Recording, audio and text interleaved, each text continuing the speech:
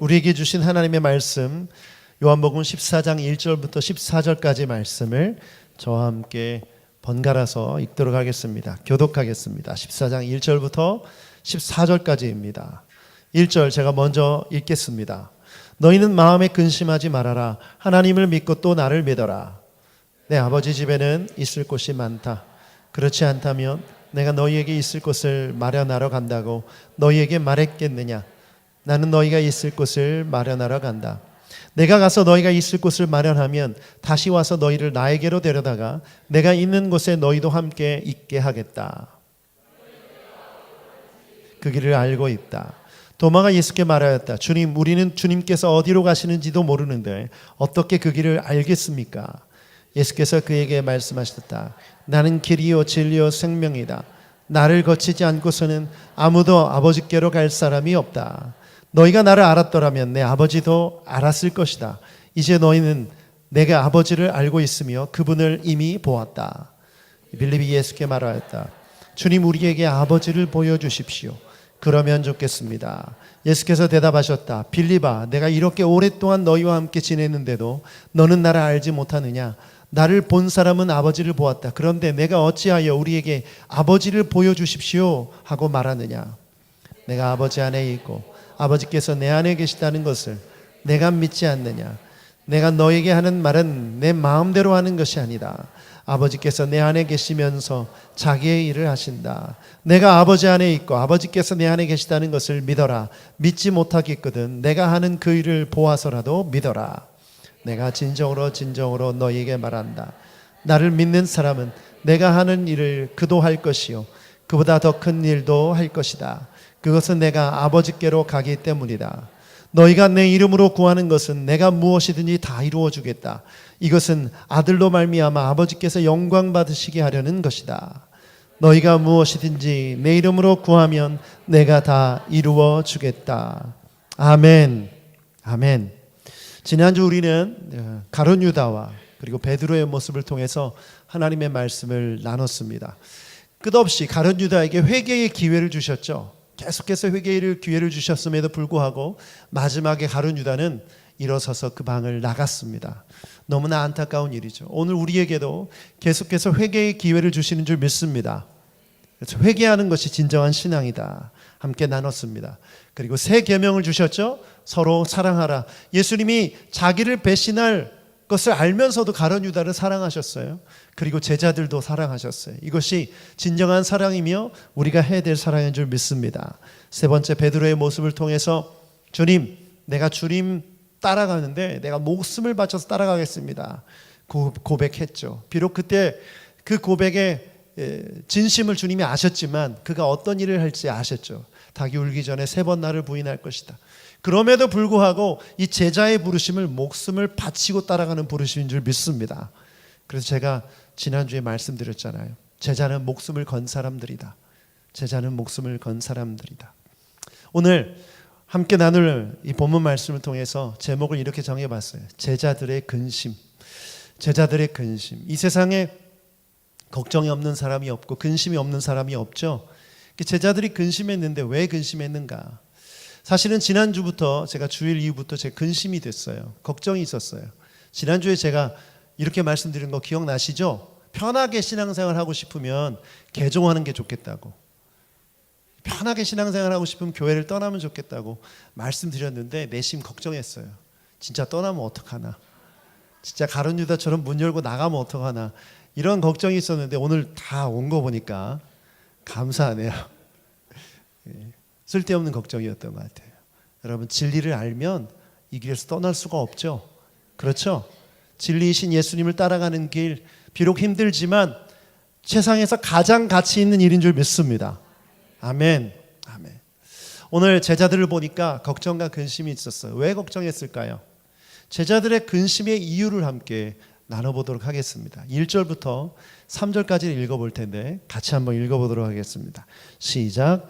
너희는 마음에 근심하지 말아라. 하나님을 믿고 또 나를 믿어라. 내 아버지 집에는 있을 곳이 많다. 그렇지 않다면 내가 너희가 있을 곳을 마련하러 간다고 너희에게 말했겠느냐? 나는 너희가 있을 곳을 마련하러 간다. 내가 가서 너희가 있을 곳을 마련하면 다시 와서 너희를 나에게로 데려다가 내가 있는 곳에 너희도 함께 있게 하겠다. 예수님은요, 제자들의 얼굴을 통해서 제자들의 마음을 알고 계셨어요. 왜냐하면 계속해서 예수님이 하셨던 말씀은 무엇이었냐면 간다 간다 간다예요. 내가 너희를 떠난다. 나는 이제 간다. 그러면 제자들의 마음에 어떤 근심이 있었을까요? 예수님이 우리를 떠난대. 마음에 근심이 있는 거예요. 왜냐하면 내가 진짜 메시아를 만났고 그 메시아가 이룰 나라, 그 메시아를 통해서 이루어질 복, 이런 것들을 기대하고 소망하고 있었는데 예수님이 간다고 하니까 마음에 근심이 생긴 것이죠. 여러분, 누군가 이렇게 떠난다고 하면 또 자기가 의지하고 자기가 늘 항상 생각하고 또 바라는 그 사람이 떠난다고 하면 걱정이 되지 않습니까? 제자들 마음 가운데 그런 근심이 든 거예요. 제 아들이 어렸을 때 어린이집을 다닐 때였었어요. 그때 이제 제가 서울에서 생각하고 있었는데 제 아내에게 얘기해서 도저히 안 되겠다. 우리 함께 같이 살아야겠다. 왜냐하면 이 부부가 가족이 함께 사는 게 가장 성경적이고 하나님의 뜻이기 때문에. 그래서 직장을 그만두게 했어요. 근데 이 사실을 제 아들한테 이제 알렸던 거죠. 우리 이제 서울로 이사 갈 거고 다 같이 살 거야. 그랬더니 그럼 엄마가 직장을 그만두는 거냐고 물어보는 거예요. 그렇다고. 그랬더니 얘가 갑자기 얼굴이 슬퍼지면서 막 울기 시작하는 거예요. 근데 그때 그 모습이 너무 기억이 나는데 이렇게 방바닥을 때리면서 이렇게 치면서 막 우는 거예요. 왜 이렇게 서럽게 우냐 그랬더니 내 장난감은 누가 사줘? 엄마가 직장을 그만둔다는 그 사실이 청천벽력 같았던 거죠. 왜냐하면 아빠는 자기에게 장난감을 사준 적이 없거든요. 엄마가 일해서 번 돈으로 자기가 장난감을 산다고 생각하니까 너무 슬프고 걱정되고 근심이 됐던 거예요. 그래서 제가 그랬죠. 내가 사줄게. 내가 엄마보다 더 돈을 많이 벌어. 못 믿더라고요. 아빠가 뭐 해서 돈 버냐는 거예요. 아빠는 직장에 나가지도 않고 보이지도 않는데. 여러분, 이렇게 이 세상을 살아가는 우리는 그런 근심을 갖고 살죠. 제자들도 그런 근심이 있었어요. 하나님이, 예수님이 모든 걸 다 보여주시고 기적도 보여주시고 말씀도 주셔서 너무 좋았는데 그분이 떠난다니까 근심이 마음속에 들어와 있던 거죠. 그런데 여러분, 병원에 가면 의사 선생님이 진단해주고 처방해주죠. 제자들의 근심을 보시고 딱 처방을 해주시는 거예요. 딱 두 가지예요. 첫 번째는 뭐냐면 나를 믿어라. 근심하지 마. 나를 믿어. 그런데 나를 믿으라는 말로 끝낸 게 아니라 내가 어떻게 할 거기 때문에 나를 믿어. 의사 선생님이 치료받으러 갔는데 환자에게 이렇게 말하는 거예요. 나를 믿으세요? 의사님 나를 믿으세요? 이런 말만 하면 더 불안하지 않으세요? 어떤 치료를 해줄지, 어떻게 치료를 해야 될지 잘 설명해 주면 더 확신이 들고 또 신뢰가 가지 않을까요? 예수님이 그 마음을 아시고 이렇게 말씀하신 거예요. 이렇게 말해요. 내가 가는 것은 왜 가는지 아버지 집에 너희가 있을 곳을 마련하러 갈 거야. 그리고 나중에 다시 와서 너희를 데려갈 거야.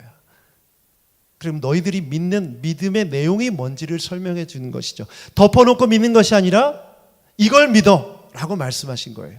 그러면 아버지 집이 어디입니까? 아버지 집이 어디 있습니까? 아버지 집이 이 땅에 있습니까? 하늘나라에 있죠. 천국에 있죠. 그러므로 너희들이 지금 근심 가운데 해야 될 일은 믿는 일인데 뭘 믿느냐? 나를 믿는데 내가 무엇을 할지를 믿는 거야. 내가 천국의 소망, 천국에 너희가 있을 곳을 마련해 둔다는 것을 믿어. 그러면 너의 근심이 사라질 거야. 이것이 메시지입니다. 여러분, 축복합니다. 하나님께서 우리에게 주신 이 은혜, 천국에 여러분이 있을 곳을 마련해 주신 줄 믿습니다. 그러므로 그분을 믿고 근심을 버리시길 축복합니다. 그래서 오늘 첫 번째 메시지는 이거예요. 같이 한번 읽어보죠. 시작. 근심 중에 있는 사람에게 주님께서 말씀하십니다. 나를 믿어라. 두 번째, 근데 믿는데 뭘 믿는다고요? 근심하는 제자들에게 예수님은 천국의 소망을 주고 있는 것입니다. 천국의 소망을 갖고 그걸 믿고 근심을 떨쳐버리라 라고 말씀하시는 것입니다. 여러분, 이 메시지가 오늘 우리에게 주시는 메시지예요. 그런데 우리의 현실은 어떻습니까? 여러분의 근심 대부분 무엇에 대한 근심이에요? 이 땅에서 사는 것에 대한 근심이죠. 이 세상 근심이에요. 그런데 성경은 이 세상 근심에 대해서 뭐라고 말하는 줄 알아요? 빌립보서 3장 18절부터 20절까지 같이 한번 읽어보겠습니다. 빌립보서 3장 18절부터 시작. 내가 여러분에게 여러 번 말하였고 지금도 눈물을 흘리면서 말하지만 그리스도의 십자가의 원수로 살아가는 사람이 많습니다. 그들의 마지막은 멸망입니다. 그들은 배를 자기네 하나님으로 삼고 자기네 수치를 영광으로 삼고 땅의 것만을 생각합니다. 그러나 우리의 시민권은 하늘에 있습니다. 그곳으로부터 우리는 구주로 오실 예수 그리스도를 기다리고 있습니다. 아멘이십니까? 제자들의 근심은 땅의 것을 생각하는 근심이었어요. 이 땅에서 어떻게 살까? 메시아신 예수님이 왕이 되면 나는 어느 자리를 차지할까? 네가 큰 자냐 내가 큰 자냐? 가룟 유다는 어떻게 하면 돈을 벌까? 어떻게 하면 명예를 얻을까? 어떻게 하면 예수님을 이용할까? 이런 세상의 것들, 세상의 근심을 가지고 살았던 것이죠. 그런데 오늘 성경은 뭐라고 말합니까? 이 땅의 것을 생각하는 것은 십자가의 원수로 살아가는 것이다. 내가 십자가를 붙들고 내가 예수를 믿는다고 하면서 땅의 것으로 근심하며 살아간다면 십자가의 원수이고, 이 사람들의 결말은 뭡니까? 19절에 그들의 마지막은 멸망이다. 자기 배를 하나님으로 삼고 이 땅에서 먹을 거, 입을 거, 자기네 수치를 영광으로 삼고 하늘나라에서 상급으로 받지 못할 하나님의 뜻을 떠난 명예를 목표로 삼는 사람들, 그것만 생각하는 사람들, 그 사람들을 향해 하나님은 말씀하시는 거예요. 그래서 의미가 뭡니까? 20절이죠. 그러나 우리는 시민권은 어디에? 하늘에 있습니다. 그것으로부터 우리는 구주로 오실 예수 그리스도를 기다리고 있습니다. 아멘. 우리는 기다리는 사람들입니다. 여기가 전부가 아니에요. 그런데 세상 사람들이 하는 근심과 똑같은 근심을 한다는 건 여러분의 최종 목적지가 여기라고 생각하는 사람과 같은 거예요.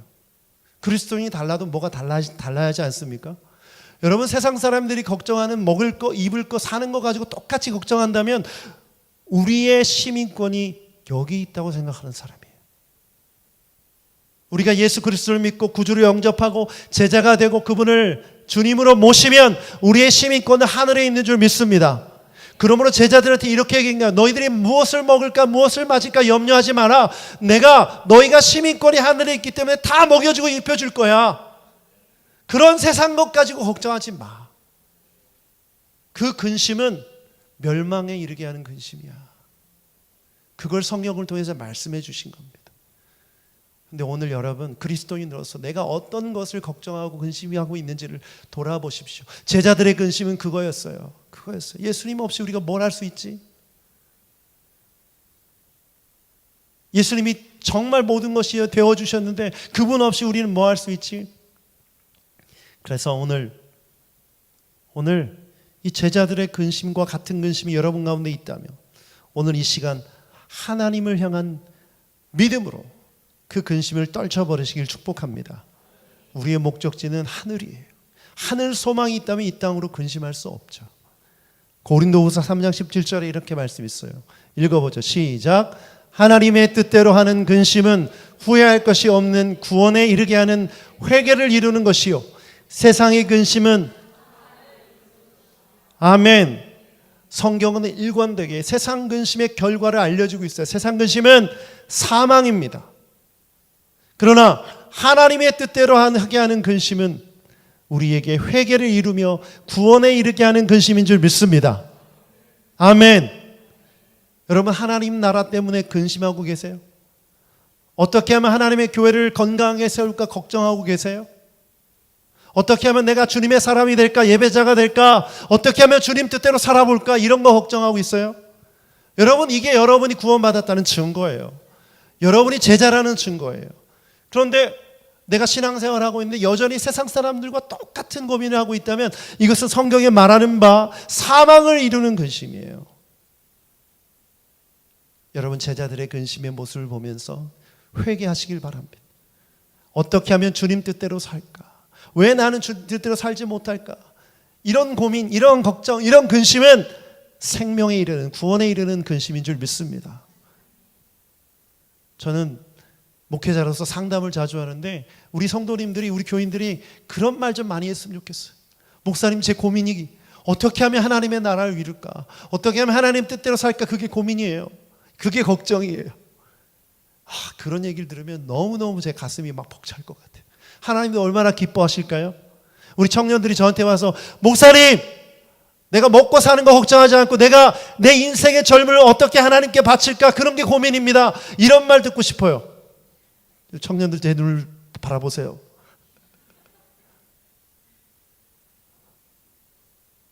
저한테 그랬잖아요. 목사님, 저 뭐 먹고 살아야 돼요? 그런 거 걱정하지 말라고. 그런 거 걱정하지 말라고. 하나님의 영광 위에, 하나님 나라 위에 어떻게 살까요? 그런 고민 한번 해보세요. 내게 주신 달란트로, 내 열정으로, 내 시간으로 하나님 앞에 어떻게 쓰임받을지 몸부림치면서 기도해 보십시오. 저는 하나님이 보여주신다고 믿습니다. 그 근심이, 세상 근심이 떠나가게 하실 줄 믿습니다. 그래서 우리 교인들은 이제부터 이런 근심했으면 좋겠어요. 하나님이 말씀하신 근심. 어떻게 하면 하나님의 뜻을 이룰까? 어떻게 하면 하나님의 뜻으로 살까? 내가 하는 이 비즈니스가 어떻게 하나님께 영광이 될까? 내가 하는 이 공부가 어떻게 하나님 앞에 영광이 될까? 이런 고민들 하시길 축복합니다. 두 번째, 이제 2명의 제자를 살펴볼 텐데, 이 2명의 제자는 이 시대를 살아가는 모든 그리스도인의 질문에 대변해주는 질문들을 하는 제자입니다. 첫 번째 제자는 도마입니다. 도마를 볼 텐데, 도마의 모습을 4절부터 6절까지를 통해서 볼 거예요. 도마가 한 이야기, 예수님과 대화입니다. 4절 읽어보겠습니다. 시작. 너희는 내가 어디로 가는지 그 길을 알고 있다. 도마가 예수께 말하였다. 주님, 우리는 주님께서 어디로 가시는지도 모르는데 어떻게 그 길을 알겠습니까? 예수께서 그에게 말씀하셨다. 나는 길이요 진리요 생명이다. 나를 거치지 않고는 아무도 아버지께로 갈 사람이 없다. 자, 예수님께서 이렇게 말씀하십니다. 너희는 어디로 가는지 그 길을 알고 있다. 이 말은 뭐냐면 이미 내가 너희에게 내가 어디로 가는지 말해줬다는 거예요. 그랬더니 도마가 뭐라고 말해요? 내가 어디로 가시는지 어떻게 합니까? 주님이 알려주시라 하는데 모르는데. 제자들이 예수님을 따라다녔지만 예수님의 가르침을 온전히 받지 못했다는 것을 의미하죠. 그런데 이 도마가 한 질문에 아주 핵심적인 2단어가 있습니다. 그 단어가 뭐냐면 자막을 보시면 어디로라는 단어, 어떻게. 여러분 성경에 언더라인 하세요. 굉장히 중요한 질문입니다. 어디로, 어떻게. 지금 도마가 예수님이 가신다는데 어디로 가시는지 모른다는 거예요. 그러니까 어떻게 가는지도 당연히 모르죠. 여러분 내비게이션에 그 내비게이션을 이용하려면 가장 먼저 해야 되는 게 뭡니까? 내비게이션을 켜는 거죠. 그리고 거기에 목적지를 입력해야죠. 그래야 안내하는 길이 나오잖아요. 그렇죠? 그러면 이 도마의 질문 어디로 어떻게에 대해서 예수님은 정확하게 말씀해 주십니다. 6절 우리가 정말 잘 아는 말씀이죠. 읽어보죠. 시작. 예수께서 그에게 말씀하셨다. 나는 길이요 진리요 생명이다. 나를 거치지 않고서는 아무도 아버지께로 갈 사람이 없다. 질문, 어디로에 대한 대답하셨습니까? 안 하셨습니까? 어디로 갑니까? 아버지께로. 분명히 요한복음 14장 앞부분에 내가 아버지 집으로 나와서 너희가 거할 곳을 준비한다고 했죠. 아버지께로. 그럼 어떻게? 예수님을 통해서. 나를 거치지 않고는 갈 사람이 있다 없다? 없다. 분명히 도마가 말한 2가지 질문에 예수님이 명확하게 대답해 주셨어요. 어디로 가는지 어떻게 가는지 알려주셨습니다. 여러분, 인간의 근심은 무지로부터 오는 것입니다. 도마는 그가 무지하다는 것을 보여준 것이고 그것 때문에 근심하고 있었다는 것을 나타내 주는 거예요. 같이 한번 읽어보죠. 자막을 읽어보면서 시작. 방향 없이 살아갈 때 방황할 수밖에 없습니다. 여러분, 도마가 몰랐다는 건 뭡니까? 어디로 가는지 방향을 못 잡았기 때문에, 그리고 어떻게 가는지도 몰랐기 때문에 당연히 그가 방황할 수밖에 없었던 것이고 근심할 수밖에 없었던 것입니다. 전도서에 있는데 이런 말씀이 반복해서 나오더라고요. 바람을 잡으려는 것과 같다. 전도서 1장 14절에 이런 말씀이 있죠. 같이 한번 읽어보죠. 시작. 내가 해 아래에서 행하는 모든 일을 보았노라. 보라, 내가 모두 다 헛되어 바람을 잡으려는 것이로다.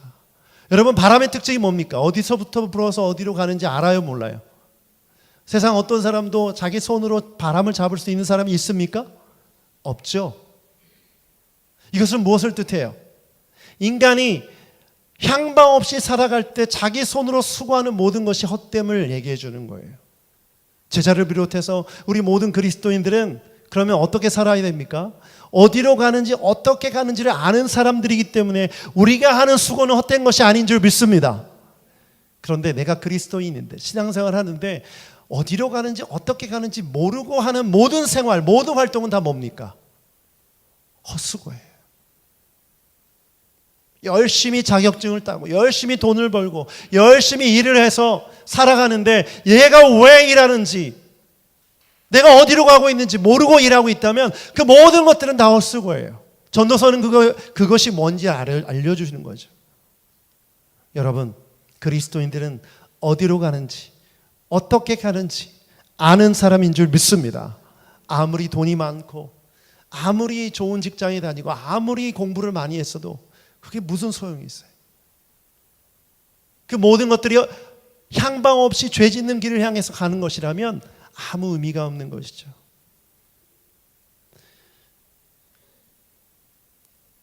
그래서 우리가 이 땅에서 그리스도인으로 살아간다면 반드시 기억해야 될 것이 있습니다. 우리는 어디로 가는지 아는 사람들이다. 어떻게 가는지 아는 사람들이다. 그러므로 세상 사람들이 하는 근심을 하지 마시길 축복합니다. 저는 이 세상 사람들이 하나님 없이 사는 사람들의 모습을 자세히 봐요. 세상 사람들이 하는 근심은 대부분 이 세상의 것들이잖아요. 그렇죠? 그리고 이 세상이 끝이라고 생각해요. 어디로 가는지 어떻게 가는지 몰라요. 그렇기 때문에 마음대로 살아갑니다. 그 마음속에 자신의 쾌락, 자신의 생각, 자신의 주장이 하나님이 되어서 모든 것을 결정하죠. 그런데 여러분, 그런 삶이 하나님 앞에서 아무 의미가 없습니다. 헛되고 헛된 것입니다. 도마가 했던 질문은 그거예요. 도마는 어떤 사람이죠? 굉장히 실제적인 사람이에요. 보여지는 것, 만져지는 것, 자신의 지각을 가지고 확신할 수 있는 것만 믿는 사람이에요. 그렇다면 세상에 보여지는 것이 굉장히 중요하죠. 그러면 하나님께서 하나님의 집, 아버지 집, 이건 보여지는 겁니까? 안 보이는 거죠. 안 보이는 거예요. 보여지는 예수님조차도 떠난다고 하니까 그 마음속에 근심이 있었던 거죠. 여러분, 우리는 어떤 사람들입니까? 어디로 가는지 어떻게 가는지 아는 사람인 줄 믿습니다. 마태복음 4장 17절 말씀 같이 한번 읽어보죠. 시작. 그때부터 예수께서는 회개하여라, 하늘나라가 가까이 왔다 하고 선포하기 시작하셨다. 아멘. 예수님이 이 땅에 오신 목적이 뭡니까? 우리를 구원하시기 위함이죠. 그런데 그 구원은 우리를 하늘나라로 이끄시기 위함이에요. 그런데 하늘나라로 갈 때 가기 위해서 반드시 해야 될 게 뭐죠? 회개죠. 회개예요. 이 땅의 근심, 그 모든 것들을 다 내려놓고 회개하고 하늘나라로 예수 그리스도를 통해서 갈 수 있는 줄 믿습니다. 그러므로 세상 근심하는 것을 회개하셔야 돼요. 세상 근심을 가지고 살아가는 것에 대해서. 그리고 길이요 진리요 생명 되신 그 예수님을 믿고 오늘 방황을 끝내시길 축복합니다. 어떤 교회 갔더니 이런 표가 붙어 있더라고요. 인생의 방황은 예수님을 만나면 끝나고 신앙의 방황은 좋은 교회를 만나면 끝난다. 네, 뭐 맞는 말인 것 같지만 진짜 중요한 핵심은 뭐가 있죠? 네, 인생의 방황, 신앙의 방황 다시 일치하는 겁니다. 하나님 만나면 다 끝납니다, 사실. 그런데 교회가 제대로 복음을 가르치지 않고 진리를 가르치지 않기 때문에 그런 표가 나온 것이죠. 저는 우리 교회가 인생의 방황을 끝내게 하는 교회가 되길 축복합니다. 우리 모두가 말씀을 읽음으로 인생의 방황을 끝내시길 축복합니다. 지금 이 방황이 사춘기나 뭐 청년 시기만 있는 게 아니더라고요. 뭐 5춘기, 뭐 6춘기 이렇게 얘기하는데 저는 여러분이 내가 지금 방황하고 있다는 생각이 든다면 오늘 이 말씀을 통해서 오늘 그 방황을 끝내시길 축복합니다. 우리 청년들 축복합니다. 오늘 방황을 끝내시길 축복합니다. 세 번째, 빌립입니다. 빌립이 또 예수님을 향해서 질문하는데 7절부터 14절까지 말씀인데 먼저 7절부터 8절까지를 읽고 함께 말씀을 나누도록 하겠습니다. 7절 8절 같이 읽어보겠습니다. 시작. 너희가 나를 알았더라면 내 아버지도 알았을 것이다. 이제 너희는 내 아버지를 알고 있으며 그분을 이미 보았다. 빌립이 예수께 말하였다. 주님, 우리에게 아버지를 보여주십시오. 그러면 좋겠습니다. 빌립한테 예수님이 이렇게 말씀하세요. 너희가 나를 알았다면 내 아버지도 알았을 것이다. 그러니까 이게 뭐냐면 내가 아버지 안에, 아버지가 내 안에 있기 때문에 나를 본 사람, 누굴 본 사람이다? 아버지를 본 사람이다. 여러분, 제 아들을 본 사람이 자꾸 저한테 그런 얘기를 하더라고요. 목사님이 보여요. 이렇게 얘기하더라고요. 뭐 이제 예를 들어서 설명한 거예요. 예수님이 그렇게 얘기하신 거죠. 나를 보았으니까 아버지를 본 것이다. 그런데 빌립이, 그 계산을 잘하고 똑똑하다는 빌립이 이렇게 물어봅니다. 좀 그 아버지도 좀 보여주세요. 답답하죠. 너무 답답하더라고요. 제자들이 정말 답답하다. 이걸 못 알아들었을까. 그런데 여러분, 우리는 이미 다 성경을 통해서 다 이게 계시된 것을 보고 있기 때문에 그걸 아는 거지. 그 당시 그 자리에 있었다면 우리도 더 무지했을지도 몰라요. 어찌됐건 왜 빌립이 보여달라고 했을까요? 바로 여기에 핵심이 있어요. 여러분, 빌립의 근심은 보이던 것이 보이지 않을 것 같은 두려움이에요.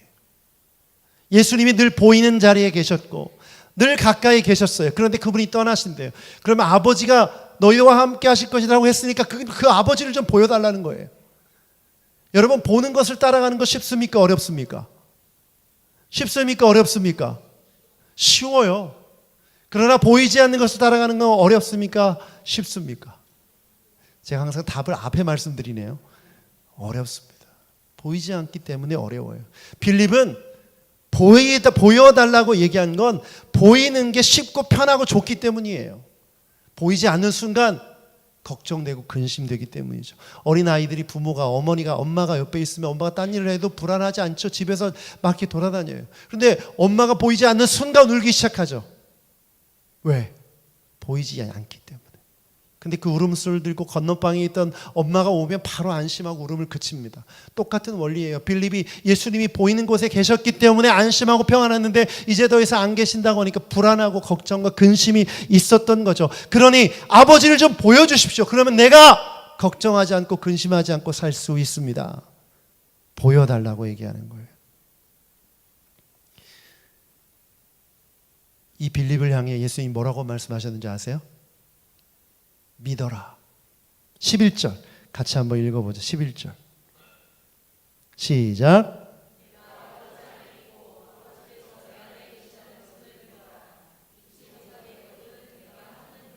보아서라도 답이 뭡니까? 믿어라. 보여달라고 하지 말고 믿어라.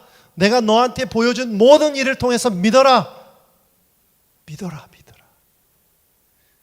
보이지 않는 하나님에 대한 것 때문에 근심하지 말고 믿어라. 여러분, 저는 빌립의 두려움이 이해가 돼요. 솔직히 얘기하면 제자들 중에 변변한 사람이 없었습니다. 뭐 재산이 많은 사람도 없었고 똑똑한 사람도 없었고 능력이 많은 사람도 없었어요. 예수님 부르셔서 따라다니긴 했지만 예수님 없이 할 수 있는 게 없었어요. 그런데 예수님이 떠나신다고 하니까 너무 힘든 거예요. 늘 항상 함께 계시던 예수님이 없다고 생각하니까 우리가 가진 능력으로 뭘 할 수 있을까? 우리는 지식도 없고 능력도 없고 재산도 없고 가난하고 무지하고 예수님이 없는 삶은 정말 상상하기 힘든 삶이었어요. 저는 빌립이 이해가 돼요.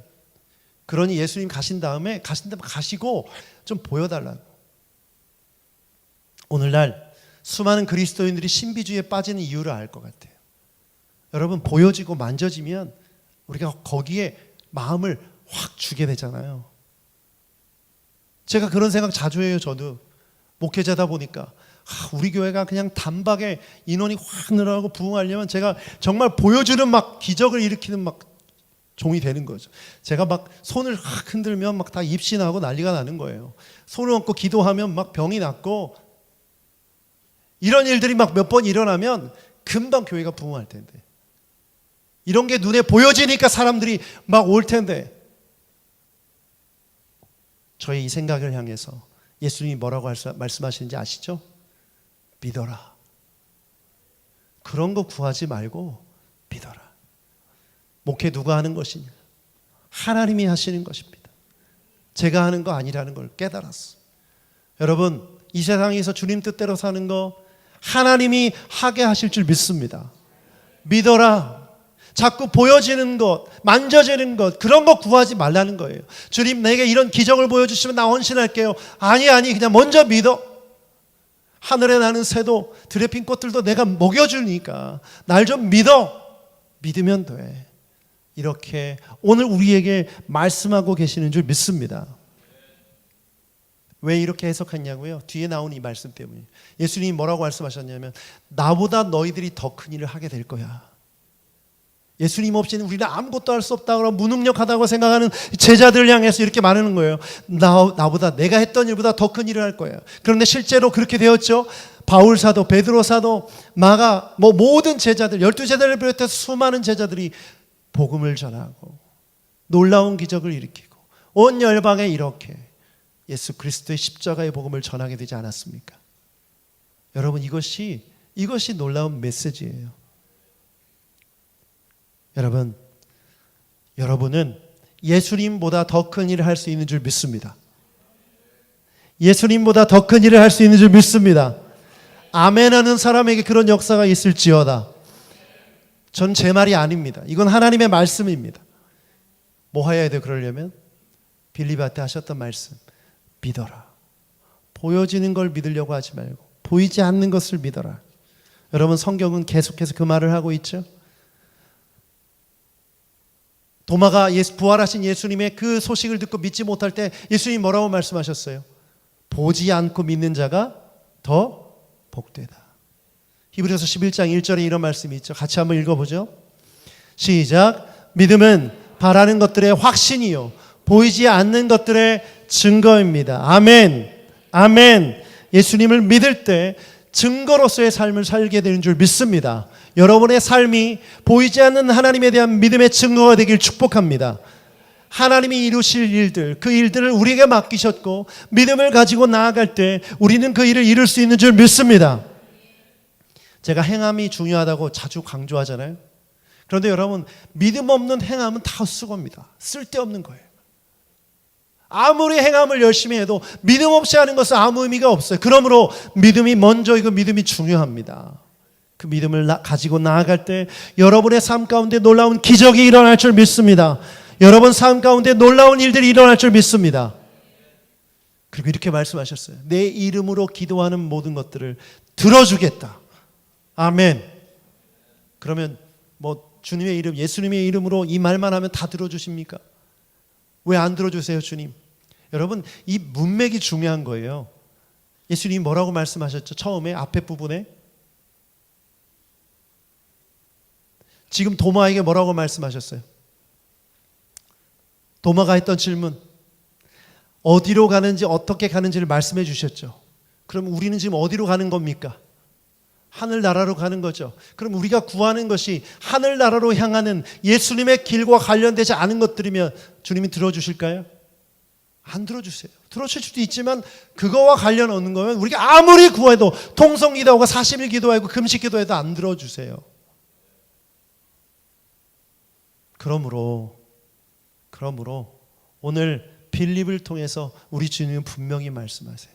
나보다 더 큰 일을 하려면 어디로 가는지 어떻게 가는지를 알고 하나님을 온전히 신뢰하고 나아갈 때 그런 일들이 시작됩니다. 그러므로 온전한 믿음은 여러분의 현실을 인정하는 데서부터 시작해요.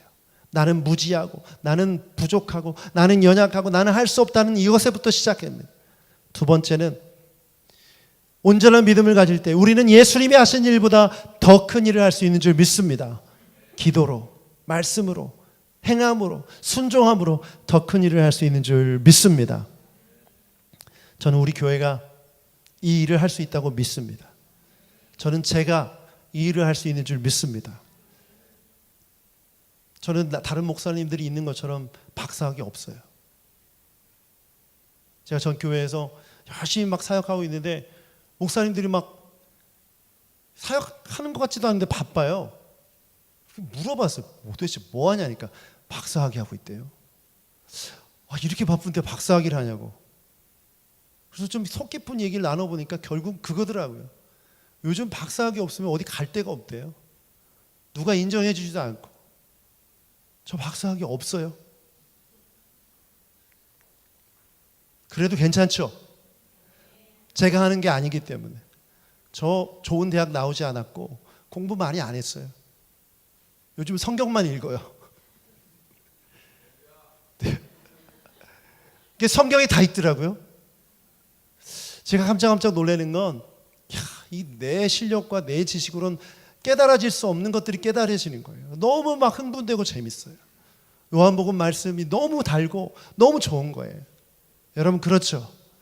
그렇다면 여러분도 할 수 있어요. 저 같은 사람도 했는데.